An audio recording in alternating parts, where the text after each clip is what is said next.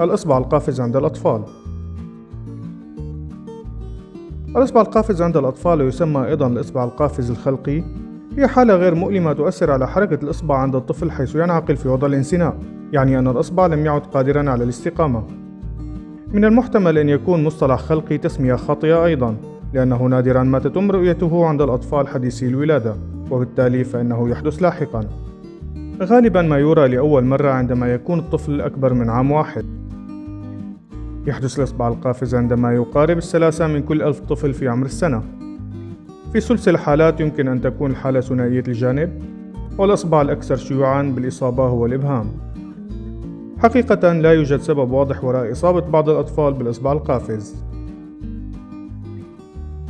يختلف الإصبع القافز عند الأطفال اختلافاً واضحاً عنه عند البالغين.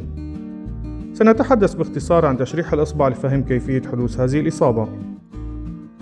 الأوتار المسنية عبارة عن بنى طويلة تشبه الحبال تربط عضلات الساعد بعظام الأصابع.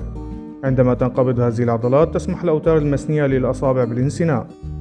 يمر كل من هذه الأوتار عبر نفق في راحة اليد والأصابع يسمح لها بالانزلاق بسلاسة مع ثني الإصبع وبسطه. يسمى هذا النفق غمد الوتر. على طول غمد الوتر توجد تسمكات تسمى البكرات، مرقمة من A1 إلى A5، تمسك الأوتار المسنية بالقرب من عظام الأصابع، بينما يحتوي الإبهام على بكرتين حلقيتين فقط A1 و A2 وبكرة واحدة مائلة. تسمى البكرة الموجودة في قاعدة الإصبع البكرة A1، وهي البكرة التي تلعب الدور الأساسي في الإصبع القافز. الإصبع القافز عند الأطفال ليست نفس الحالة التي تظهر عند البالغين، لكنهما متشابهتان.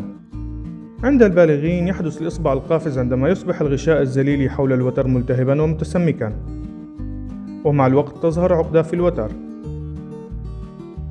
بينما يحدث عند الأطفال ببساطة عندما تتضخم الأوتار التي تحرك الإصبع والإبهام ولا تنزلق بسلاسة عبر غمد الوتر عند تحريك الإصبع.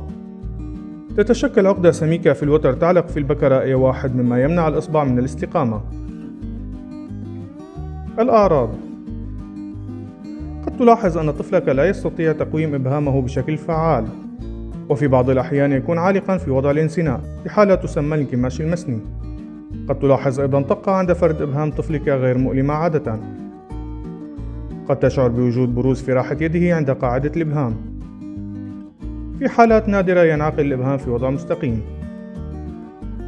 التشخيص: يمكن لطبيبك تشخيص الإصابة عن طريق السؤال عن أعراض طفلك وإجراء فحص سريري دقيق. الفحص يكشف عن حركة محدودة في الإبهام، عادة لا ينبسط بشكل كامل ولكنه ينثني جيدا. غالبا ما توجد عقدة في راحة اليد تتحرك مع ثني الإصبع وبسطه، تسمى عقدة نوتا. الصور الشعاعية ليست ضرورية دائما، قد تكون مفيدة في استبعاد التشاخيص الأخرى. يجب إجراء فحص عصبي للطرف العلوي، لأن تشوه الإبهام في الراحة الذي يحدث في الشلل الدماغي يمكن الخلط بينه وبين الإبهام القافز.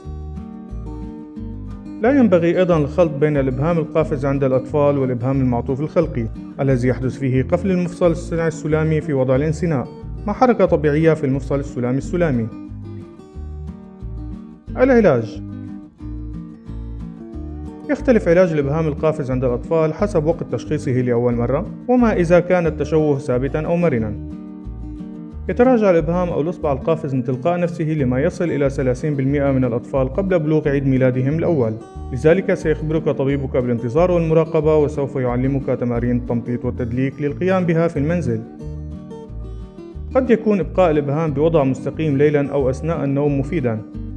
يجب استخدام الجبائر بشكل متواصل لمدة 6 أشهر على الأقل. هذا العلاج مناسب فقط إذا كان بالإمكان تقويم الإبهام. بعد سن الثانية من العمر أو في حال كان تشوه الإصبع ثابتا ومن غير الممكن تقويمه، فمن غير المرجح أن يتراجع الإبهام القافز تلقائيا ويكون التحرير الجراحي مطلوبا بشكل عام. عادة ما يتم إجراء الجراحة لتصحيح الإبهام القافز عندما يكون عمر الطفل بين 1 و3 سنوات. التأخير في الجراحة إذا كان عمر الطفل أقل من 3 سنوات ليس كارثة، ولا ينتج عنه تشوه دائم في الإبهام أو ضرر في الأوتار. الأطفال الذين يعانون من تشوه ثابت بالانبساط بحيث يصعب عليهم إجراء القبضة يجب أن يخضعوا لعملية جراحية باكرة قبل سن السنة. يقوم الجراح عبر شق صغير في راحة يد طفلك عند قاعدة الإبهام بقطع البكرة A1 مما يزيل الضغط عن الوتر ويسمح له بالانزلاق بسلاسة. لا يقطع الجراح الوتر ولا يزيل العقدة. قد يشمل علاج الإصبع القافز بخلاف الإبهام الاستئصال الجراحي لجزء من الوتر لسماح للوتر بالانزلاق بسلاسة أكبر. ستحتاج إلى وضع ضماد خفيف على الجرح لمدة 5 أيام بعد الجراحة، وسيتم تثبيت اليد المصابة خلال هذه الفترة. بمجرد إزالة الضماد سيتمكن طفلك من استخدام يده بشكل طبيعي وبدون قيود. ستسقط الخيوط القابلة للامتصاص المستخدمة في الجراحة من تلقاء نفسها في غضون أسبوعين. قد تتساءل عما إذا كان من الممكن تكرار الإصابة بالإصبع القافز عند طفلك. لحسن الحظ نادرا ما تحدث الإصابة بالإصبع القافز مرة أخرى. في جميع الحالات تقريبا يشفى نهائيا ولن تقلق بشأنه ثانية.